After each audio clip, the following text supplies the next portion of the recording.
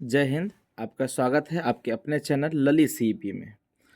ये video class 12 political science के लिए है और यह वीडियो खासकर उन विद्यार्थी के लिए है जो अभी तक पॉलिटिकल साइंस का तैयारी नहीं किए हैं। जैसे अभी भी डर लग रहा है कि मेरा अच्छा मार्क्स नहीं आएगा, तो आप इस वीडियो को देख लीजिए, अवश्य आपका अच्छा मार्क्स आएगा। ठीक है, ध्यान से सुनेंगे। फर्स्ट क्वेश्चन है आपका, नागरिक स्वतंत्रता क्या है? नागरिक स्वतंत्रता क्या है, ध्यान देंगे।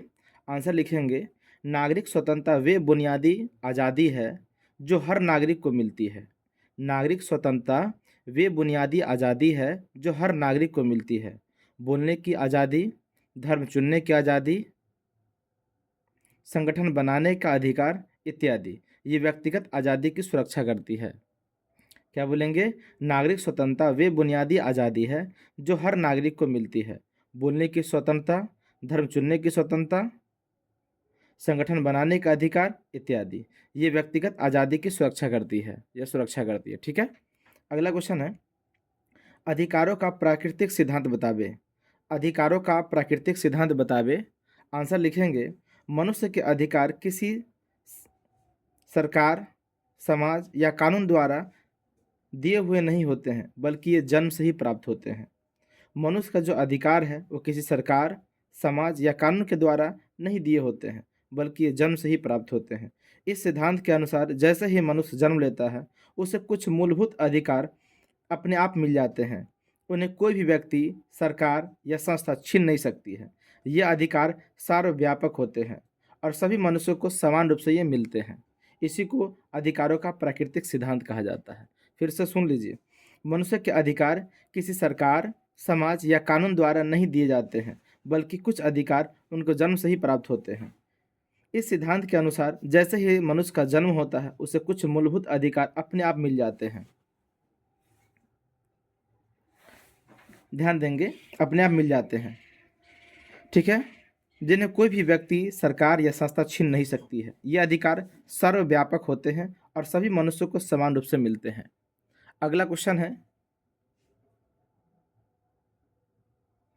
अनुच्छेद 370 किस राज्य से संबंधित था और इनके मुख्य प्रावधान बतावे। अनुच्छेद 370 किस राज्य से संबंधित था और इनके मुख्य प्रावधान बतावे। आंसर लिखेंगे, अनुच्छेद 370 जम्मू कश्मीर से संबंधित विशेष प्रावधान था। अनुच्छेद 370 जम्मू कश्मीर से संबंधित विशेष प्रावधान था। इसमें लिखेंगे पॉइंट एक में, राज्य का अलग संविधान। पॉइंट एक में क्या लिखेंगे? राज्य का अलग संविधान। दो में लिखेंगे, अधिकांश विषयों पर राज्य सरकार का अधिकार। नंबर तीन में लिखेंगे, भारत के कानून सीधे लागू नहीं होते थे। चौथा लिखेंगे, नागरिकता और संपत्ति के अलग नियम। नागरिकता और संपत्ति के अलग नियम, ये चार प्रावधान थे, लिख लेंगे।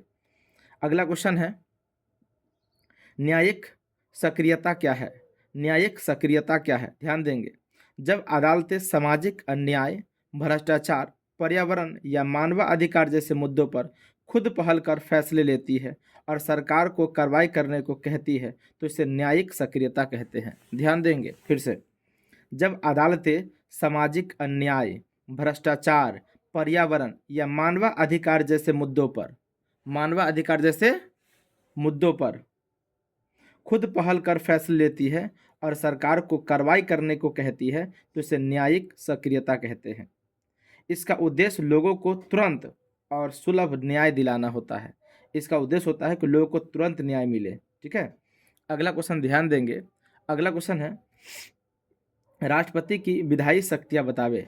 राष्ट्रपति की विधायी शक्तियाँ बतावे। लिखेंगे, इसकी राष्ट्रपति की विधायी शक्तियाँ निम्नलिखित है। नंबर एक में लिखेंगे, संसद का सत्र बुलाना और स्थगित करना। संसद का सत्र बुलाना और स्थगित करना। नंबर दो में लिखेंगे, संसद द्वारा पारित विधेयकों पर हस्ताक्षर करना। संसद द्वारा पारित विधेयकों पर हस्ताक्षर करना। नंबर तीन में लिखेंगे, आवश्यकता पड़ने पर अध्यादेश जारी करना। आवश्यकता पड़ने पर अध्यादेश जारी करना। नंबर चार में लिखेंगे, लोकसभा भंग कर सकना, लोकसभा भंग करना। और पाँचवा लिखेंगे, संयुक्त सत्र बुलाना, संयुक्त सत्र बुलाना। अगला क्वेश्चन ध्यान देंगे। अगला क्वेश्चन है, बंदी प्रत्यक्षीकरण क्या है? बंदी प्रत्यक्षीकरण क्या है, ध्यान से समझेंगे। बंदी प्रत्यक्षीकरण एक रीट है। बंदी प्रत्यक्षीकरण एक रीट है जिसमें कोर्ट किसी व्यक्ति को अवैध रूप से बंद रखने पर सरकार या पुलिस को आदेश देती है कि उस व्यक्ति को अदालत के सामने पेश किया जाए। बंदी प्रत्यक्षीकरण एक रीट है जिसमें कोर्ट किसी व्यक्ति को अवैध रूप से बंद करने पर सरकार या पुलिस को आदेश देती है कि उस व्यक्ति को अदालत के सामने पेश किया जाए। यह व्यक्तिगत स्वतंत्रता की सुरक्षा के लिए सबसे महत्वपूर्ण रीट है। यह व्यक्तिगत स्वतंत्रता की सुरक्षा के लिए सबसे महत्वपूर्ण रीट है। अगला क्वेश्चन ध्यान देंगे, मार्शल योजना क्या था या मार्शल योजना क्या थी? ध्यान दीजिएगा। मार्शल योजना अमेरिका ने 1948 में शुरू की। मार्शल योजना अमेरिका ने 1948 में शुरू की। इसका उद्देश्य द्वितीय विश्व युद्ध में नष्ट हुए यूरोपीय देशों की आर्थिक मदद करना था। यानी मार्शल योजना का मुख्य उद्देश्य द्वितीय विश्व युद्ध में नष्ट हुए अमेरिकी देशों की या यूरोपीय देशों की, अमेरिकी नहीं, यूरोपीय देशों की आर्थिक मदद करना था ताकि वे जल्दी विकसित हो सके। यह अमेरिका की सबसे बड़ी सहायता योजना थी। समझ गए होंगे, फिर से सुन लीजिए।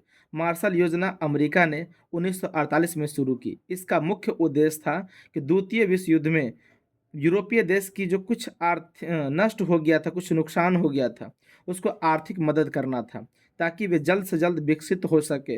यह अमेरिका की सबसे बड़ी सहायता योजना थी। अगला क्वेश्चन है, साम्यवादी और पूंजीवादी अर्थव्यवस्था में अंतर बतावे। ध्यान देंगे, साम्यवादी और पूंजीवादी अर्थव्यवस्था में अंतर बतावे। तो साम्यवादी अर्थव्यवस्था देके डैश देके लिखेंगे नंबर 1 में नीचे से, संसाधनों पर सरकार का नियंत्रण। नंबर 2 में लिखेंगे समानता पर जोर। नंबर 3 में लिखेंगे निजी संपत्ति सीमित। समझ में आ गया होगा। साम्यवादी अर्थव्यवस्था देके डैश देके लिखेंगे नीचे से पहला पॉइंट संसाधनों पर सरकार का नियंत्रण। दूसरा में लिखेंगे समानता पर जोर। नंबर 3 में लिखेंगे निजी संपत्ति सीमित। निजी संपत्ति सीमित। अब पैराग्राफ चेंज करके लिखेंगे पूंजीवादी अर्थव्यवस्था देके डैश। पूंजीवादी अर्थव्यवस्था देके डैश देके लिखेंगे पहला पॉइंट निजी उद्योगों को बढ़ाना। निजी उद्योगों को बढ़ाना। नंबर 2 में लिखेंगे प्रतिस्पर्धा अधिक। प्रतिस्पर्धा अधिक। और नंबर 3 में लिखेंगे सरकार का हस्तक्षेप कम। सरकार का हस्तक्षेप कम। अगला क्वेश्चन है श्वेत क्रांति क्या है? ध्यान देंगे, श्वेत क्रांति क्या है? लिखेंगे भारत में दूध उत्पादन बढ़ाने के लिए चलाया गया अभियान श्वेत क्रांति कहलाता है। भारत में दूध उत्पादन बढ़ाने के लिए चलाया गया क्रांति श्वेत क्रांति कहलाता है। इसे ऑपरेशन फ्लड भी कहते हैं। इसे ऑपरेशन फ्लड भी कहते हैं। इससे भारत दुनिया का सबसे बड़ा दूध उत्पादक देश बना और किसानों की आय भी बढ़ी थी, आमदनी भी बढ़ी थी। अगला क्वेश्चन ध्यान देंगे, राजतंत्र और गणतंत्र में अंतर बतावे। अगला क्वेश्चन है राजतंत्र और गणतंत्र में अंतर बतावे। लिखेंगे राजतंत्र और गणतंत्र में निम्नलिखित अंतर है। राजतंत्र दे के डैश दे के लिखेंगे कि देश का प्रमुख राजा होता है। पहला पॉइंट लिखेंगे राजतंत्र में डैश दे के देश का प्रमुख राजा होता है। और नंबर 2 में लिखेंगे पद वंशानुगत होता है। पद वंशानुगत होता है। अब पैराग्राफ चेंज करके लिखेंगे गणतंत्र में डैश दे के लिखेंगे देश का प्रमुख चुना हुआ राष्ट्रपति होता है। देश का प्रमुख चुना हुआ राष्ट्रपति होता है। और नंबर 2 में लिखेंगे पद वंशानुगत नहीं होता है। पद वंशानुगत नहीं होता है। ठीक है, चलिए अगला क्वेश्चन लिखेंगे। अगला क्वेश्चन ध्यान देंगे। अगला क्वेश्चन है वैश्वीकरण के सकारात्मक प्रभाव को लिखे। वैश्वीकरण के सकारात्मक प्रभाव को लिखेंगे वैश्वीकरण के सकारात्मक प्रभाव निम्नलिखित है। नंबर 1 में लिखेंगे नई तकनीक और सुविधाएं। नई तकनीक और सुविधाएं। दूसरा में लिखेंगे विदेशी निवेश में वृद्धि। विदेशी निवेश में वृद्धि। नंबर 3 में लिखेंगे रोजगार के अवसर बढ़े। रोजगार के अवसर बढ़े। नंबर 4 में लिखेंगे दुनिया भर के उत्पादन आसानी से उपलब्ध। दुनिया भर के उत्पादन आसानी से उपलब्ध। 5 में लिखेंगे देशों के बीच व्यापार और सहयोग बढ़ा। देशों के बीच व्यापार और सहयोग बढ़ा। और 6 में लिखेंगे शिक्षा और जानकारी का तेजी से आदान प्रदान हुआ। शिक्षा और जानकारी का तेजी से आदान प्रदान हुआ। अगला क्वेश्चन है सांप्रदायिकता क्या है? सांप्रदायिकता क्या है? आंसर लिखेंगे अपने धर्म को ऊंचा समझना, दूसरे के धर्म को नीचा समझना सांप्रदायिकता कहलाता है। ध्यान देंगे, अपने धर्म को ऊंचा समझना और दूसरे के धर्म को नीचा समझना सांप्रदायिकता कहलाता है। अपने धर्म को ऊंचा समझना और दूसरे के धर्म को नीचा समझना सांप्रदायिकता कहलाता है, जैसे भारत में हिंदू और मुसलमान। अगला क्वेश्चन है ध्यान देंगे। अगला क्वेश्चन है नाटो क्या है? नाटो क्या है? तो आंसर लिखेंगे, नाटो 1949 में बना एक सैन्य संगठन है। नाटो 1949 में बना एक सैन्य संगठन है। इसके सदस्य देश यह वादा करते हैं कि यदि किसी एक सदस्य पर हमला होता है तो सभी मिलकर उसकी रक्षा करेंगे। यह सामूहिक सुरक्षा का संगठन है। समझ में आ गया होगा। नाटो 1949 में बना एक सैन्य गठन है, सैन्य संगठन है। इसके सदस्य देश यह वादा करते हैं कि यदि किसी एक सदस्य पर हमला होता है तो सभी देश मिलकर उसकी रक्षा करेंगे, उसका रक्षा करेंगे। यह सामूहिक सुरक्षा का संगठन है। सामूहिक सुरक्षा का क्या है? संगठन है। अगला क्वेश्चन है, भारत में दलित राजनीति के मुख्य तत्व बतावे। भारत में दलित राजनीति के मुख्य तत्व बतावे। लिखेंगे, भारत में दलित राजनीति के मुख्य तत्व निम्नलिखित है। नंबर 1, सामाजिक समानता और न्याय की मांग। सामाजिक समानता और न्याय की मांग। नंबर 2, दलितों के लिए शिक्षा, नौकरी और राजनीतिक प्रतिनिधित्व आरक्षण का समर्थन। दलितों के लिए शिक्षा, नौकरी और राजनीतिक प्रतिनिधित्व आरक्षण की समर्थन। नंबर 3, भेदभाव और अत्याचार के खिलाफ आंदोलन। भेदभाव और अत्याचार के खिलाफ आंदोलन। और नंबर 4 में लिखेंगे, दलित अस्मिता और सम्मान की सुरक्षा। दलित अस्मिता और सम्मान की सुरक्षा। अगला क्वेश्चन है, अगला क्वेश्चन है, पृथ्वी सम्मेलन का महत्व बतावे। पृथ्वी सम्मेलन का महत्व बतावे। आंसर लिखेंगे, पृथ्वी सम्मेलन का महत्व में लिखेंगे कि 1992 में रियो डी जेनेरियो में हुए पृथ्वी सम्मेलन में पर्यावरण संरक्षण, सतत विकास, जैव विविधता संरक्षण, जलवायु परिवर्तन रोकने, एजेंडा 21 लागू करने जैसे महत्वपूर्ण निर्णय लिए गए। यह दुनिया का पहला पर्यावरण सम्मेलन था। ठीक है, क्या लिखेंगे, ध्यान से समझेंगे।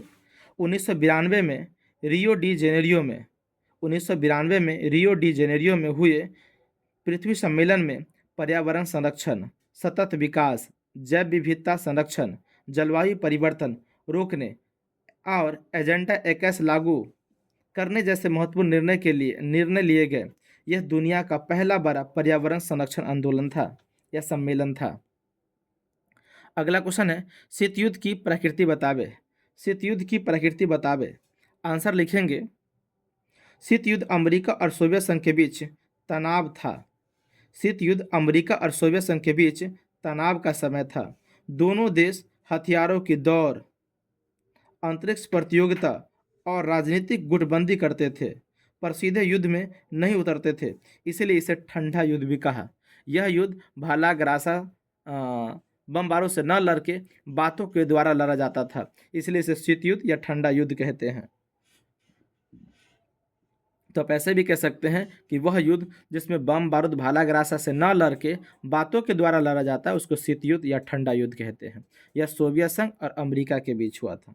यह सोवियत संघ और अमेरिका के बीच हुआ था। ठीक है, अगला क्वेश्चन है, भारत की परमाणु नीति क्या है? ध्यान देंगे, भारत की परमाणु नीति क्या है? आंसर लिखेंगे, भारत की परमाणु नीति पहले उपयोग न करने पर आधारित है। भारत की परमाणु नीति पहले उपयोग न करने पर आधारित है, यानी भारत पहले परमाणु हमला नहीं करेगा। भारत शांतिपूर्ण उपयोग, बिजली उत्पादन और वैज्ञानिक कार्यों का समर्थन करता है, लेकिन सुरक्षा के लिए परमाणु क्षमता भी रखता है कि अगर भारत पर कोई हमला करेगा तो भारत उसका जवाब भी दे सकता है।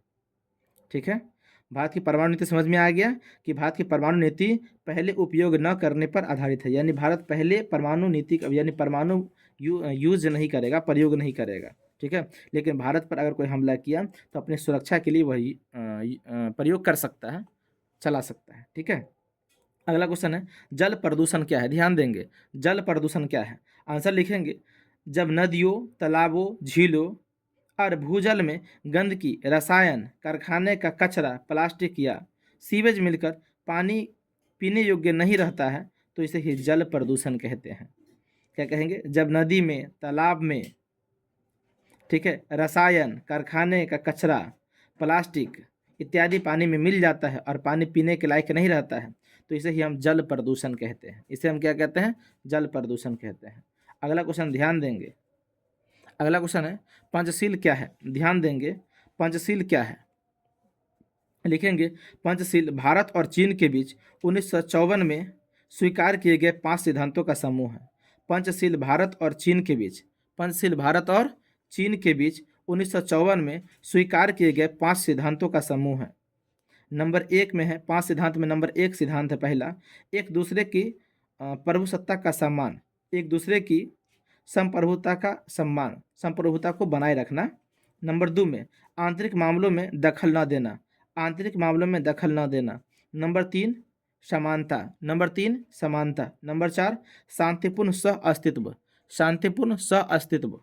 नंबर 4 नंबर 4 हो गया, नहीं नंबर 3 समानता, नंबर 4 शांतिपूर्ण सह अस्तित्व और नंबर 5 में आक्रमण न करना, आक्रमण न करना। ये 5 सिद्धांत क्या क्या फिर से सुन लेंगे। नंबर 1 में एक दूसरे की संप्रभुता का सम्मान, नंबर 2 में आंतरिक मामलों में दखल न देना, नंबर 3 समानता, नंबर 4 शांतिपूर्ण सह अस्तित्व और नंबर 5 आक्रमण न करना। अगला क्वेश्चन है, प्रदूषण से आप क्या समझते हैं? प्रदूषण से आप क्या समझते हैं? आंसर लिखेंगे, प्रदूषण का मतलब है हवा, पानी, मिट्टी या वातावरण में हानिकारक पदार्थ का मिल जाना जिससे मनुष्य, जीव जंतु और पर्यावरण को नुकसान पहुंचता है, इसी को प्रदूषण कहते हैं। प्रदूषण का मतलब है हवा, पानी, मिट्टी या वातावरण में हानिकारक पदार्थ का मिल जाना जिससे मनुष्य या जीव जंतु या पर्यावरण को नुकसान पहुंचता है। ठीक है, धुआं, रसायन, प्लास्टिक, सीवेज आदि प्रदूषण पैदा करते हैं। ठीक है, अगला क्वेश्चन है, भूमंडलीकरण क्या है? ध्यान देंगे, भूमंडलीकरण क्या है? आंसर लिखेंगे, भूमंडलीकरण वह प्रक्रिया है जिसमें दुनिया के देशों के बीच व्यापार, तकनीक, निवेश, जानकारी और संस्कृति का आदान प्रदान बढ़ जाता है। इससे बाजार आपस में जुड़ जाते हैं और दुनिया एक वैश्विक गांव की तरह हो जाता है, इसी को भूमंडलीकरण कहते हैं। क्या बोलेंगे? भूमंडलीकरण वह प्रक्रिया है जिसमें पूरी दुनिया के देश के बीच व्यापार, तकनीक, निवेश, जानकारी और संस्कृति का आदान प्रदान होता है। इसमें सभी बाजार आपस में जुड़ जाते हैं और दुनिया एक वैश्विक गांव की तरह बन जाता है, इसी को भूमंडलीकरण कहते हैं। अगला क्वेश्चन है, सामूहिक सुरक्षा क्या है? ध्यान देंगे, सामूहिक सुरक्षा क्या है? आंसर लिखेंगे, सामूहिक सुरक्षा वह व्यवस्था है जिसमें कई देश मिलकर तय करते हैं कि यदि किसी एक देश पर हमला होगा तो सभी देश मिलकर उसकी सुरक्षा करेंगे, इसी को सामूहिक सुरक्षा कहेंगे। सामूहिक सुरक्षा वह व्यवस्था है जिसमें कई देश मिलकर यह तय करते हैं, यह विचार करते हैं कि किसी एक देश पर हमला हुआ तो सभी देश मिलकर उसका रक्षा करेंगे, इसी को सामूहिक सुरक्षा कहते हैं। अगला क्वेश्चन है, भूमंडलीय तापन क्या है? भूमंडलीय तापन क्या है? ध्यान देंगे, आंसर लिखेंगे, जब वातावरण में ग्रीन हाउस गैस यानी CO2, मीथेन आदि बढ़ जाती है तो पृथ्वी का तापमान लगातार बढ़ने लगता है, इसी को भूमंडलीय तापन या ग्लोबल वार्मिंग कहते हैं। क्या बोलेंगे? जब वातावरण में CO2 या मीथेन गैस बढ़ जाती है, जब वातावरण में CO2 या मीथेन गैस बढ़ जाती है तो पृथ्वी का तापमान बढ़ने लगता है, इसी को भूमंडलीय तापन या ग्लोबल वार्मिंग कहते हैं। इसमें मौसम में बदलाव, बर्फ पिघलना और समुद्र स्तर बढ़ना जैसी समस्याएं उत्पन्न होती रहती है। ग्लोबल वार्मिंग होने से या भूमंडलीय तापन होने से मौसम में बदलाव आ जाता है, बर्फ पिघलने लगता है, ये समस्या होने लगता है। ठीक है, अगला क्वेश्चन है, प्रत्यक्ष प्रजातंत्र क्या है? ध्यान देंगे, प्रत्यक्ष प्रजातंत्र क्या है? आंसर लिखेंगे, प्रत्यक्ष प्रजातंत्र में जनता स्वयं निर्णय लेती है। प्रत्यक्ष प्रजातंत्र में जनता स्वयं निर्णय लेती है। यहाँ शासन के फैसले में सीधी भागीदारी होती है, यहाँ शासन के फैसले में जनता का सीधे भागीदारी होती है, इसी को प्रत्यक्ष प्रजातंत्र कहते हैं। समझ में आ गया? प्रत्यक्ष प्रजातंत्र में जनता स्वयं निर्णय लेती है, यहाँ शासन के फैसलों में, यहाँ शासन के फैसलों में जनता सीधे भागीदारी होती है। चलिए, अगला क्वेश्चन है आपका, बहुदलीय व्यवस्था क्या है? बहुदलीय व्यवस्था क्या है? आंसर लिखेंगे, जब किसी देश की राजनीतिक में, जब किसी देश की राजनीति में दो या दो से अधिक राजनीतिक दल सक्रिय और चुनाव में भाग लेकर सरकार बनाने में योगदान करते हैं या सरकार बनाने में योगदान देते हैं तो इसे बहुदलीय व्यवस्था कहते हैं। ठीक है, भारत इसका प्रमुख उदाहरण है। ठीक है, भारत इसका क्या है? प्रमुख उदाहरण है। फिर तो सुन लीजिए कि जब किसी देश की राजनीतिक में, जब किसी देश की राजनीतिक में दो या दो से अधिक राजनीतिक दल सक्रिय हो और चुनाव में भाग लेकर सरकार बनाने में योगदान दे तो इसे बहुदलीय व्यवस्था कहते हैं। भारत इसका प्रमुख उदाहरण है। अगला क्वेश्चन है, पीली क्रांति क्या है? ध्यान देंगे, पीली क्रांति क्या है? आंसर लिखेंगे, पीली क्रांति तिलहन फसलों जैसे सरसों, मूंगफली, सूरजमुखी, सोयाबीन के उत्पादन बढ़ाने का अभियान है। इसका लक्ष्य देश में खाने के तेल की कमी को पूरा करना है और किसानों की आय को बढ़ाना था। पीली क्रांति से क्या समझते हैं तो समझेंगे। पीली क्रांति तिलहन फसलों जैसे सरसों, मूंगफली, सूरजमुखी, सोयाबीन के उत्पादन बढ़ाने का अभियान है। इसका लक्ष्य देश में खाने के तेल की कमी को पूरा करना था। पीली क्रांति का जो एक अभियान था, जो चलाया गया था, इसका मुख्य अभियान इसलिए चलाया गया था ताकि देश में खाने के तेल की जो कमी है उसको पूरा करना है और किसानों की आय को बढ़ाना था। तो पीली क्रांति आप समझ गए होंगे, फिर से सुन लीजिए। पीली क्रांति तिलहन फसलों जैसे कि सरसों, मूंगफली, सूरजमुखी, सोयाबीन के उत्पादन बढ़ाने का अभियान है। इसका लक्ष्य था देश में खाने के तेल की जो कमी है उसको पूरा करना और किसानों की आय को बढ़ाना। अगला क्वेश्चन है आपका, आर्थिक न्याय क्या है? ध्यान देंगे, आर्थिक न्याय क्या है? लिखेंगे, आर्थिक न्याय का मतलब है कि समाज के हर व्यक्ति को रोजगार, उचित मजदूरी, समान अवसर और आर्थिक सुरक्षा मिले। किसी के साथ धन, मजदूरी या संसाधन के आधार पर भेदभाव न हो, इसी को आर्थिक न्याय कहेंगे।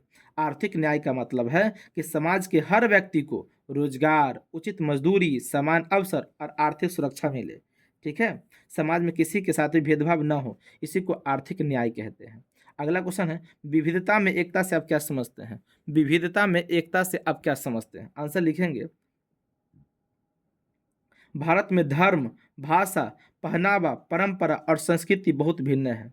भारत में धर्म, भाषा, पहनावा और परंपरा और संस्कृति अलग अलग है, ठीक है, लेकिन फिर भी लोग एक साथ मिलकर रहते हैं। अलग अलग होते हुए भी सबका आपसी सम्मान, सहयोग और भाईचारा बना रहता है। इसे ही तो विविधता में एकता कहते हैं। भारत में अनेक जाति, अनेक धर्म, अनेक संप्रदाय, अनेक भाषा भूषा के लोग रहते हैं, मगर फिर भी सभी लोग मिलजुल कर रहते हैं, एक साथ रहते हैं, भाईचारा में रहते हैं। इसी को तो विविधता में एकता कहा जाता है। ठीक है, क्या बोलेंगे? भारत में अनेक जाति, अनेक धर्म, अनेक संप्रदाय, अनेक खान पीन, अनेक वेशभूषा के लोग रहते हैं, मगर फिर भी सभी लोग मिलजुल कर रहते हैं, भाईचारा में रहते हैं। इसी को विविधता में एकता कहते हैं कि अलग होने के बावजूद भी एक है। ठीक है, अगला क्वेश्चन है आपका, द्विराष्ट्र सिद्धांत क्या है? ध्यान देंगे, द्विराष्ट्र सिद्धांत क्या है? तो आंसर लिखेंगे, द्विराष्ट्र सिद्धांत के अनुसार हिंदू और मुस्लिम दो अलग अलग राष्ट्र हैं। द्विराष्ट्र सिद्धांत के अनुसार हिंदू और मुस्लिम दो अलग अलग राष्ट्र हैं जिनकी संस्कृति, धर्म और जीवन शैली एक दूसरे से अलग है। इसी विचार के आधार पर मुस्लिम लीग ने एक अलग देश यानी पाकिस्तान की मांग की। इस सिद्धांत के कारण 1947 में भारत का विभाजन हो गया। आप समझ गए होंगे, फिर से सुन लीजिए। द्विराष्ट्र सिद्धांत के अनुसार द्विराष्ट्र माने क्या होता है? दो राष्ट्र यानी दो देश। तो द्विराष्ट्र सिद्धांत के अनुसार हिंदू और मुसलमान दो अलग अलग राष्ट्र हैं जिनकी संस्कृति, धर्म, जीवन शैली एक दूसरे से अलग है। इसी विचार के आधार पर मुस्लिम लीग ने एक अलग देश पाकिस्तान की मांग कर ली थी। इस सिद्धांत के अनुसार 1947 में देश का विभाजन हो गया था। अगला क्वेश्चन है, कांग्रेस सिंडिकेट का अर्थ बतावे। कांग्रेस सिंडिकेट का अर्थ बतावे, ध्यान से सुनेंगे। कहेंगे, कांग्रेस सिंडिकेट 1960 के दशक में कांग्रेस पार्टी के अंदर बना एक शक्तिशाली नेताओं का समूह था। कांग्रेस सिंडिकेट 1960 के दशक में कांग्रेस पार्टी के अंदर बना एक शक्तिशाली नेताओं का समूह था। यह समूह संगठन के महत्वपूर्ण फैसले करता था और प्रधानमंत्री बनाने के बाद इंदिरा गांधी के फैसलों का विरोध भी करता था।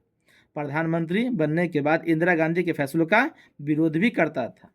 इसमें नीलम संजीव रेड्डी, मोरारजी देसाई और अन्य वरिष्ठ नेता शामिल थे। इसे पार्टी के ऊपर से नियंत्रित नेतृत्व समूह कहा जाता था। इसे पार्टी के ऊपर का या ऊपरी से नियंत्रित नेतृत्व समूह कहा जाता था। ठीक है, चलिए, टोटल क्वेश्चन इसमें 30 क्वेश्चन का वीडियो बन गया है। अब 30 क्वेश्चन को अच्छे से नोट कर लेंगे कॉपी पे, इसे कमांड कर लेंगे, याद कर लेंगे।